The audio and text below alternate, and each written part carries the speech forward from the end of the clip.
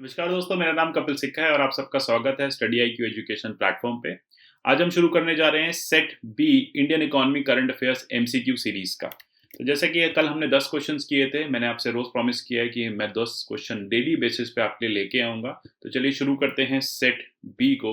आज हम अगले 10 क्वेश्चन डिस्कस करेंगे। आप हमसे जुड़ सकते हैं इस प्लेटफॉर्म पे विभिन्न माध्यम से। तो यहाँ पे जिस जो आपको सूट करता हो वैसे जो जुड़ सकते हैं। मेरे बारे में आप यहाँ पढ़ सकते हैं। मैं काफ़ी समय से यूपीएससी के स्टूडेंट्स को पढ़ाता आ रहा हूँ। आप इनके पीडीएफ्स कपिल लाइव से सर्च कर सकते हैं। आपको टेलीग्राम पे जाके कपिल लाइव सर्च करना होगा। वहाँ पे आपको सारे पीडीएफ्स मिल जाएंगे। आप मुझे ट्विटर पे भी फॉलो कर सकते हैं। तो चलिए आगे चलते हैं और शुरू करते हैं आज के सेट 2 को। तो सबसे पहला क्वेश्चन जो है, question number 11, consider the following statements with regard to monetization of deficit. ये बहुत न्यूज में था, monetization of deficit. It involves the financing of extra expenses with money instead of debt. यानी एक्स्ट्रा एक्सपेंसेस सरकार कैसे अपने करती है मनी के केस में, मनी जनरेट करके रादर देन डेट लेके, उधार लेके। There is no increase in net public debt. So obvious सी बात है, अगर कुछ स्टेटमेंट 1 ठीक होगा तो 2 भी ठीक होना चाहिए। तो चलिए देखते हैं कौन सा इसमें से करेक्ट है। इसमें दोनों करेक्ट हैं, क्योंकि मोनेटाइजेशन ऑफ डेफिसिट का मतलब ये होता है कि सरकार का जो वित्तीय घाटा होता है। एक बार हम समझ लेते हैं डेफिसिट क्या होता है। सरकार let's say x rupees earn करती है या 100 रुपए अर्न करती है और 120 रुपए एक्सपेंडिचर करती है। तो ये 20 रुपए जो एक्स्ट्रा सरकार को के पास नहीं थे, खर्चे से ज्यादा, सॉरी इनकम से ज्यादा जो सरकार को खर्चा करना पड़ रहा है, वो होता है डेफिसिट। तो 20 रुपए का डेफिसिट है। अब इस डेफिसिट की भरपाई को कहते हैं मोनेटाइजेशन ऑफ डेफिसिट। ये सरकारें कैसे करती हैं?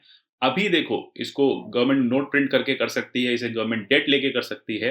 लेकिन यहाँ हमसे क्वेश्चन पूछा है कि मोनेटाइजेशन ऑफ डेफिसिट का क्या मतलब होता है। तो इस मोनेटाइजेशन ऑफ डेफिसिट को अगर आप समझेंगे तो ये सरकार आरबीआई से बॉन्ड्स के थ्रू पैसा लेके कर सकती है। सरकार लॉन्ग टर्म बॉन्ड्स आरबीआई को दे देती है, आरबीआई उसके बदले में सरकारों को पैसा दे देती है। इससे क्या होता है, सरकार को फ्री मनी नहीं मिलता, सरकार की भी एक लाइबिलिटी बनी रहती है उस बॉन्ड के प्रति, और गवर्नमेंट यूजुअली कम खर्चे करती है। तो ये मोनेटाइजेशन ऑफ डेफिसिट बहुत ही इंपॉर्टेंट हो गया है पिछले 20 सालों में। सरकार को अपना फिजिकल डेफिसिट को मिनिमाइज रखने के लिए या कम रखने के लिए, अगर हम बात करें एफआरबीएम एक्ट की, तो उसके अकॉर्डिंग रखने के लिए गवर्नमेंट मोनेटाइजेशन ऑफ डेफिसिट एक नया रूट लेके आई हैं और इसी के थ्रू वो अब पैसा रेस करती हैं। दूसरी बात है, ये नॉन डेट फाइनेंसिंग भी कहा जाता है। मतलब कोई उधार नहीं लिया, सरकार पे कोई उधार नहीं चढ़ा, सरकार ने बॉन्ड इशू किए, आरबीआई ने बॉन्ड में इन्वेस्ट कर दिया और सरकार बॉन्ड के बदले आरबीआई को इंटरेस्ट देती रहेगी और आरबीआई ने सरकार को एक पैसा दे दिया है। तो यही यहाँ पे बात है। चलते हैं क्वेश्चन नंबर 12 की तरफ। The insolvency in bankruptcy code has been suspended to help business cope up with economic disruptions caused by corona virus pandemic. ठीक है, तो ये हमने आईबीसी के बारे में एक डिटेल क्वेश्चन फिर से पढ़ेंगे। अभी आपको ये पता होना चाहिए कि जो इंसॉल्वेंसी बैंक्रप्सी कोड है, जो लाया गया था आज से 4 साल पहले, ये किन किन लोगों को कवर करता है। तो सबसे पहली बात, ये 1 लाख के ऊपर के आईबीसी को कवर करता है, सॉल्वेंसी को कवर करता है। अब इसमें कौन कौन सी पार्टीज अलाउड हैं, कौन कौन इस सॉल्वेंसी कोड में जा सकता है या किसको लेके जाया जा सकता है सॉल्वेंसी की प्रोसीडिंग में। तो यहाँ पे आप देखेंगे 1 2 3 4। करेक्ट आंसर इसका डी होगा। All are correct. सब लोगों को, इन सारे लोगों को जो आप देख रहे हैं, individual, companies, partnership, firms and LLP, सबको आप यहाँ पे आईबीसी में ले जा सकते हैं, बैंक्स ले जा सकते हैं। जैसा मैंने बोला, आईबीसी के बारे में हम डिटेल में फिर से एक क्वेश्चन में करेंगे। तो ये आईबीसी जो है, ये याद रखने वाली बात है कि अभी 31 मार्च 2021 तक सस्पेंडेड चल रहा है। ठीक है, गवर्नमेंट ने इसको सस्पेंड कर दिया था जून में, और ये कहा था कि जो कोविड का टाइम है, इसमें ऑब्वियसली बात है बहुत सारी कंपनीज के नुकसान हो रहे हैं, कंपनीज लोन की भरपाई नहीं कर पा रही हैं, लोन रिटर्न नहीं कर पा रही हैं। इसलिए किसी भी कंपनी को जिसने भी लोन डिफॉल्ट किया है जिसने लोन डिफॉल्ट किया है मार्च 2020 से मार्च 31 2021 के बीच में, उसे आप आईबीसी की प्रोसीडिंग्स में नहीं ले जाएंगे, बैंकों को निर्देश दिया गया था। तो ये है आईबीसी का पूरा मैकेनिज्म। फास्ट ट्रैक इंसॉल्वेंसी होगी, जिन लोगों के बैंक्स के पैसे फंसे हुए हैं उनको जल्दी से अपना पैसा वापस मिलेगा, ईज ऑफ डूइंग बिजनेस होगी, और एंटरप्रेन्योरशिप एंड इनोवेशन को एनकरेज किया जाएगा। आगे चलते हैं क्वेश्चन नंबर 13 पे। Which of the following is our objective of banking regulation amendment ordinance 2020। ठीक है, तो ये भी न्यूज में था। To bring urban cooperative banks and multi state cooperative banks under direct supervision of RBI, ये हो गया पॉइंट नंबर 1। पॉइंट नंबर 2 कहता है to allow RBI to make a scheme of reconstruction and amalgamation of a banking company without imposing moratorium. Point number 3 कहता है कि जो primary agriculture credit societies हैं उनको मिनिस्ट्री ऑफ फाइनेंस के under लेके आना। ये 3 इसकी बातें हैं। बैंकिंग रेगुलेशन ऑर्डिनेंस 2020 में आया था। देखो बैंकिंग रेगुलेशन ऑर्डिनेंस क्यों लाया गया था, पहले मैं आपको इसका आंसर बता देता हूँ। 1 और 2 करेक्ट है। प्राइमरी एग्रीकल्चर क्रेडिट सोसाइटीज को आरबीआई के अंडर नहीं ले जाया गया है। ठीक है, तो अब देख लेते हैं कि ये जो बैंकिंग रेगुलेशन एक्ट है ये बेसिकली बैंक, जितने भी बैंक्स हैं उनको आरबीआई जो है वो मैनेज कर सकता है। आरबीआई उन पे मोरेटोरियम लगा सकता है। आरबीआई उनको बेसिकली किसी भी डिफॉल्ट में उन पे प्रॉपर प्रोविजंस लगा सकता है। जैसे आपने देखा होगा पीसीए लगा देता है या उनके क्रेडिट पे फ्रीज लगा देता है। तो ये सारी चीजें आरबीआई कंट्रोल करता है बैंक को डिफॉल्ट से बचाने के लिए या लोगों का पैसा बचाने के लिए। ये जो है ये ordinance primary agriculture credit societies पे नहीं एप्लीकेबल होता है। यहाँ तक क्लियर है। चलते हैं क्वेश्चन 14 की तरफ। Kisan credit card campaign launch for farmers to provide adequate and timely credit support for. Kisan credit card campaign news में रहता है बार बार, तो पता होना चाहिए इसका क्या आंसर है। किस किस को क्या क्या क्रेडिट सपोर्ट मिलेगा फार्मर्स को। शॉर्ट टर्म क्रेडिट रिक्वायरमेंट पूरी की जाएगी। पोस्ट हार्वेस्ट एक्सपेंसेस होंगे। कंजप्शन रिक्वायरमेंट जो है फार्मर हाउस होल्ड की वो पूरी की जाएगी। इन्वेस्टमेंट क्रेडिट रिक्वायरमेंट जो है एग्रीकल्चर की और अलाइड एक्टिविटीज की वो पूरी की जाएंगी। तो ये इंपॉर्टेंट बात है।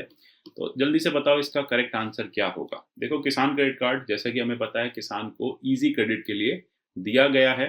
तो शॉर्ट टर्म क्रेडिट होता है, पोस्ट हार्वेस्ट एक्सपेंसेस को भी कवर करता है, जितने भी फार्म हाउस होल्ड के कंजप्शन है उसको भी कवर करता है, और इन्वेस्टमेंट जो रिक्वायर्ड है उसको भी कवर करता है। तो सारे करेक्ट हैं। तो किसान क्रेडिट कार्ड आप देखेंगे 1.5 करोड़ डेयरी फार्मर्स के लिए लॉन्च किया गया था, 1.5 करोड़, और ये सारे agriculture benefits, dairy benefits, animal husbandry के केस में केसीसी यूज किया जा सकता है। तो याद रखना फार्मिंग के केस में भी और पशुपालन के केस में भी इसको यूज किया जाता है। आगे चलते हैं। Which of the following areas are categorized as strategic public sector enterprise. अब बहुत प्राइवेटाइजेशन चल रहा है तो ऐसे में इंपॉर्टेंट हो जाता है कि कौन कौन से ऐसे एरियाज हैं, कोर एरियाज हैं जिन्हें गवर्नमेंट प्राइवेटाइज नहीं करेगी, ऐसा गवर्नमेंट ने कहा था। तो कौन कौन से स्ट्रैटेजिक हैं, तो हमें पहले ये पता होना चाहिए कि जितनी भी पब्लिक सेक्टर अंडरटेकिंग्स हैं उन्हें स्ट्रैटेजिक और नॉन स्ट्रैटेजिक में डिवाइड किया गया था।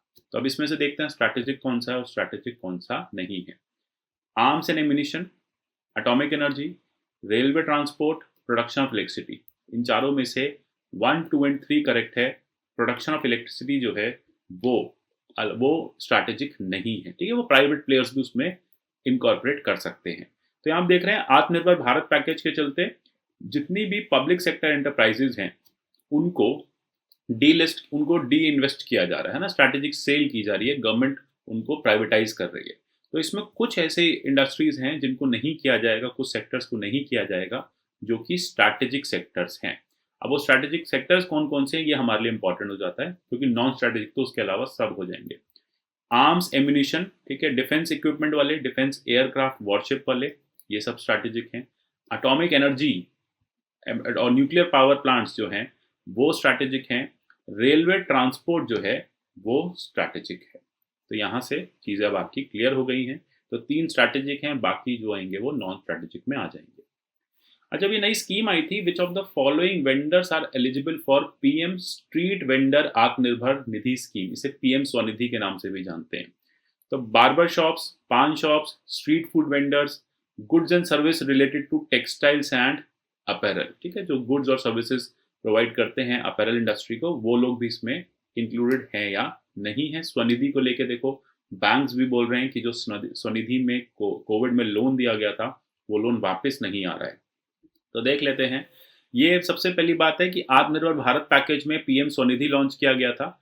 ये एक special micro credit facility scheme है।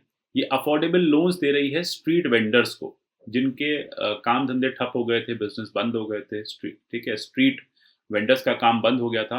गवर्नमेंट ने कोविड-19 की सिचुएशन से फाइट करने के लिए उन्हें ये स्वनिधि योजना में लेके आई थी। अब ये स्वनिधि योजना में इन सबको लाया गया था, ये ध्यान रखने वाली बात है।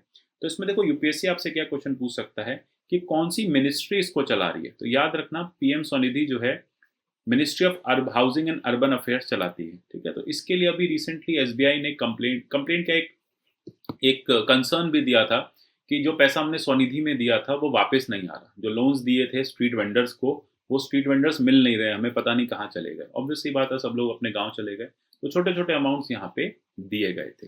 अमाउंट बहुत छोटा था, 10,000 रुपये का अमाउंट था। रीपेमेंट के लिए सिर्फ एक मंथली इंस्टॉलमेंट देनी है आपको 1 साल तक, और लोन के लिए कोई कोलेट्रल नहीं था, ठीक है। आपको कोई कोलेट्रल जमा पूंजी नहीं देनी है, आपको बस ये बताना है कि आप एक स्ट्रीट वेंडर थे, तो लोन मिल जाता। यहाँ पे एक माइक्रो फाइनेंस इंस्टीट्यूशन भी, एक तरह से माइक्रो फाइनेंस इंस्टीट्यूशन वाली हेल्प भी यहाँ पे गवर्नमेंट ने की है।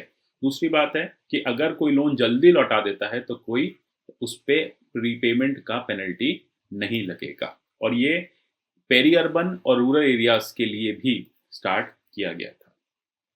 क्लियर है?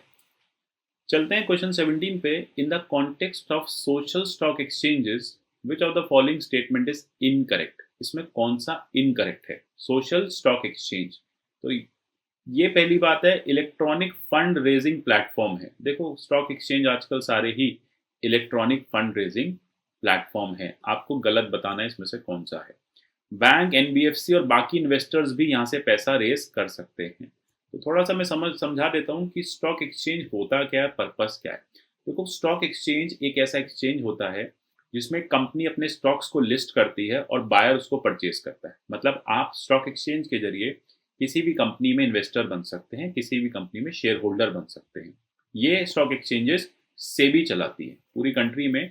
सेबी जो है वो स्टॉक एक्सचेंजेस को मैनेज करती है। अब तीसरा पॉइंट कहता है, under it social enterprise is a revenue generating business whose primary objective is to achieve a social objective।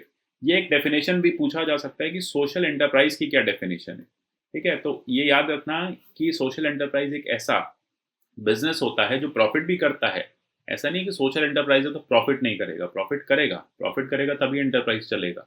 लेकिन प्रॉफिट के साथ साथ उसका जो मेन ऑब्जेक्टिव होता है वो सोशल होता है। जैसे सैनिटेशन की कोई कंपनी है, जैसे आप देखेंगे कि कुछ भी ऐसे ऑब्जेक्टिव्स हैं जिसमें सोशल इश्यूज को डील किया जा रहा है, साथ साथ कंपनी उसी के चलते एक मिनिमम प्रॉफिट भी बना रही है, ठीक है। बहुत महंगे प्रोडक्ट्स नहीं बेच रही है, लोगों की ज़रूरत के हिसाब से प्रोडक्ट्स बना रही है, सोशल कॉज को सर्व कर रही है और उससे प्रॉफिट कमा रही है। जैसे चीप बायोडिग्रेडेबल टॉयलेट्स की अगर हम बात करें। देन डी है नन ऑफ द अबव। तो जैसा कि आप देख रहे हैं ए, बी एंड सी तीनों करेक्ट हैं और यहाँ पे none of the above incorrect रहेगा। तो ये 2019-2020 में आया था। सेबी को ये पावर दी गई थी कि आप सोशल स्टॉक एक्सचेंजेस को चलाएं। अब ये सोशल स्टॉक एक्सचेंज, देखो एक रीज़न ये भी था लाने का कि जब आप किसी कंपनी को लिस्ट करते हैं स्टॉक एक्सचेंज पे, तो सेबी के कुछ नॉर्म्स होते हैं कि कंपनी प्रॉफिटेबिलिटी में रहनी चाहिए, 3 साल से उसके प्रॉफिट्स आने चाहिए, ठीक है। इतने शेयर होल्डर प्रमोटर के पास, इतने शेयर्स प्रमोटर के पास होने चाहिए। तो इन सब के चलते जो छोटी छोटी कंपनीज हैं जो सोशल सेक्टर में वर्क कर रही हैं, वो पैसा कहाँ से ले, ठीक है। तो वो मनी रेज नहीं कर सकती, इसलिए गवर्नमेंट ने उनके लिए एक अलग से सोशल स्टॉक एक्सचेंज बनाया है। आशा करता हूँ ये चीज़ क्लियर हो गए होंगे। तो यहाँ पे और क्लैरिटी के साथ सारी बातें आपको मैंने बता दी हैं। अच्छा, इसमें बैंक, एनबीएफसी और अदर इन्वेस्टर्स भी यहाँ से पैसा रेस कर सकते हैं। अगर बैंक अपना पैसा इन्वेस्ट कर रहा है या माइक्रो फाइनेंस इंस्टीट्यूशन है या एनबीएफसी है, वो सोशल कॉजेज के लिए पैसा देता है, रूरल एरिया में पैसा देता है, तो वो भी अपने आप को सोशल स्टॉक एक्सचेंज में लिस्ट कर सकता है। क्लियर हो गया? चलते हैं क्वेश्चन नंबर 18 की तरफ। Which of the following are eligible beneficiaries under Animal Husbandry Infrastructure Development Fund? अब ये न्यूज़ में रहता है बहुत, animal husbandry infrastructure development fund. Farmer produce organization FPO इसका एक एलिजिबल बेनिफिशियरी है। एमएसएमईज हैं, not for profit companies, private companies, individual entrepreneurs. इसमें कौन सा करेक्ट है? तो देखो इसमें सारे करेक्ट हैं, all of the above are correct, ठीक है। यहाँ पे देख लेते हैं, आत्मनिर्भर भारत अभियान 15,000 करोड़ का ये फंड था। इसका काम क्या था? इसका काम ये है जो फार्मिंग को बेसिकली प्रमोट करना, एनिमल हस्बेंड्री को प्रमोट करना, क्योंकि लाइफ स्टॉक भी फार्मिंग का एक पार्ट माना जाता है। और इससे क्या होगा, जब लोग डेयरी में इन्वेस्ट करेंगे तो उनको फर्दर रिटर्न्स आएंगे, अच्छे रिटर्न्स आएंगे। अगर फार्मिंग किसी साल सही नहीं चलती है, कोर फार्मिंग, तो वो एनिमल हस्बेंड्री के थ्रू, कैटल रियरिंग के थ्रू अर्निंग कर सकते हैं।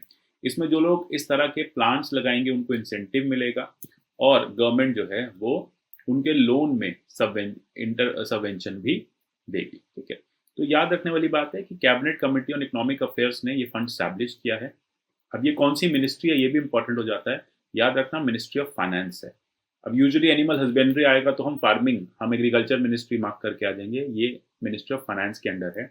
मिनिस्ट्री ऑफ फाइनेंस क्या कह रही है कि हम ये लोन एक फंड बना रहे हैं, इस फंड के थ्रू हम एनिमल हस्बेंड्री एक्टिविटीज़ को बढ़ावा देंगे, इंफ्रास्ट्रक्चर डेवलपमेंट में हेल्प करेंगे। इसमें कौन कौन इनकॉर्पोरेट होगा, farmer producer organization, MSME, not for profit organization, private companies and individual entrepreneurs. 10% अगर आपने 1000 रुपये का लेटेस्ट से इन्वेस्टमेंट करना है तो 100 रुपये आपको करने पड़ेंगे, 900 रुपीज़ आपको इस फंड से मिल जाएंगे। ये फंड से जो पैसा मिलेगा उस पर इंटरेस्ट लगेगा, लेकिन इंटरेस्ट का, लोन का जो टोटल इंटरेस्ट जिस भी रेट पे मिलेगा उसका 3% गवर्नमेंट देगी। तो सबवेंशन का मतलब हो जाता है कि अगर 5% इंटरेस्ट है तो 2% आपको पे करना है, 3% आपके बदले में गवर्नमेंट देगी, मिनिस्ट्री ऑफ फाइनेंस देगा। क्लियर है? कोई डाउट हो तो आप कमेंट सेक्शन में पूछ सकते हैं। Which of the following organization has release world investment report 2020? ये क्वेश्चन रहता है बहुत न्यूज में। 2021 की रिपोर्ट नहीं आई है अभी, तो हमें 2020 पे फोकस करना है। UNCTAD, United Nation conference on trade and development जो है वो इस रिपोर्ट को लेके आता है। इस रिपोर्ट में आपने देखा कि 2019 और 2018 के कंपैरिजन में इंडिया की पोजीशन बेटर हुई है। मतलब इंडिया में जो एफडीआई इन्फ्लोज हैं वो बढ़ते गए हैं। ऑब्वियसली बात है, ये प्री कोविड रिपोर्ट है, तो कोविड के बाद की सिचुएशन अब आएगी, पता चलेगा। लेकिन अभी हमारे पास ये है कि इंडिया की जो सिचुएशन है वो बेटर है, और इंडिया आप देखेंगे टॉप 10 कंट्रीज में आ चुका है एफडीआई इन्फ्लोज को लेके। ठीक है, 9th पोजीशन पे आ गया है। टॉप 10 वर्ल्ड की जो टॉप 10 सबसे ज़्यादा एफडीआई लाने वाली कंट्रीज हैं उसमें इंडिया है। क्लियर? अब थोड़ा सा यूएनसीटीएडी के बारे में भी देख लेते हैं। ये 1964 से परमानेंट इंटर गवर्नमेंटल बॉडी है। ये ऑब्वियसली बात है, यूएन नाम है तो यूएन की प्रिंसिपल ऑर्गन है ये। और ये किससे डील करती है? ट्रेड, इन्वेस्टमेंट, डेवलपमेंट इश्यूज से डील करती है। और यूएनसीटीएडी का हेडक्वार्टर कहाँ पे, याद रखना, ये हेडक्वार्टर आपका जेनेवा में है। आशा करता हूँ ये भी डाउट क्लियर हो गया होगा। तो चलिए चलते हैं आज लास्ट क्वेश्चन की तरफ आज के। Consider the following statement with regard to export preparedness index 2020। 2020 का ही डेटा भी हमारे पास है, 2020 का ही रिपोर्ट है। तो ईपीआई 2020, पहली चीज ये है कि इसे ministry of commerce and industry release करती है। दूसरी बात ये है कि गुजरात जो है वो टॉप 20 में आ चुका है। क्लियर? अब आपको बताना है इसमें कौन सा इनकरेक्ट है, कौन सा इसमें से इनकरेक्ट है। याद रखा करो, क्वेश्चन को थॉरली पढ़ा करो। बहुत बार इनकरेक्ट लिखा होता है यूपीएससी में और हम करेक्ट मार्क करके आ जाते हैं। तो इनकरेक्ट के केस में देखो 1 इनकरेक्ट है। Ministry of commerce and industry इसे नहीं रिलीज करती, इसे रिलीज करती है नीति आयोग। ये याद रखने वाली बात है कि NITI Aayog export preparedness index report को रिलीज करती है। उसने यही बताया है कि गुजरात ने सबसे बेटर और सबसे ज़्यादा एक्सपोर्ट्स किए हैं। गुजरात के पास बेटर अपॉर्चुनिटीज़ हैं, बेटर इंफ्रास्ट्रक्चर है एक्सपोर्ट के लिए। फिर सेकंड है महाराष्ट्र, थर्ड है तमिलनाडु। तभी आप देख रहे होंगे चाइना से जो भी कंपनीज आ रही हैं वो इन्हीं 3 स्टेट्स में ज़्यादा प्रेफरेंस के साथ लग रही हैं, क्योंकि इंडिया में मैन्युफैक्चरिंग करके वो बाहर भी एक्सपोर्ट करना चाहती हैं अपने गुड्स को। देन उसके बाद लैंडलॉक स्टेट्स की बात करें तो राजस्थान सबसे बेटर है क्योंकि नियरेस्ट है पोर्ट से अदरवाइज। फिर followed by Telangana and Haryana. Haryana इसलिए क्योंकि मैन पावर बहुत ज़्यादा है और इंडस्ट्रियल, बहुत पुराना इंडस्ट्रियल सेक्टर है दिल्ली के पास। हिमालयन स्टेट्स में उत्तराखंड जो है वो बेस्ट है, क्योंकि उत्तराखंड ने 2000 से लेके 2010 तक बहुत सारे टैक्स बेनिफिट्स दिए थे, इसलिए बहुत सारी मैन्युफैक्चरिंग यूनिट्स, टाटा, नेस्ले जैसी यूनिट्स उत्तराखंड में लगी हुई है। देन उसके बाद त्रिपुरा नॉर्थ ईस्ट में वन ऑफ द बेस्ट है, and then comes your Himachal. UTs के केस में ऑब्वियसली बात है दिल्ली जो है वो बेस्ट परफॉर्मिंग स्टेट रहेगा। तो ये सारी चीज़ें आपको पता होनी चाहिए। तो चलिए ये एक बार आप देख लें। इसमें आपको नंबर्स याद करने की ज़रूरत नहीं, बस हाँ, गुजरात जो है उसने टॉप किया है इस इंडेक्स में। तो आशा करता हूँ आज की सीरीज़ आपको अच्छी लगी होगी। कल हम फिर आएँगे 10 क्वेश्चन के साथ कंटिन्यू करेंगे। तब तक के लिए take care everyone, see you tomorrow, God bless you all.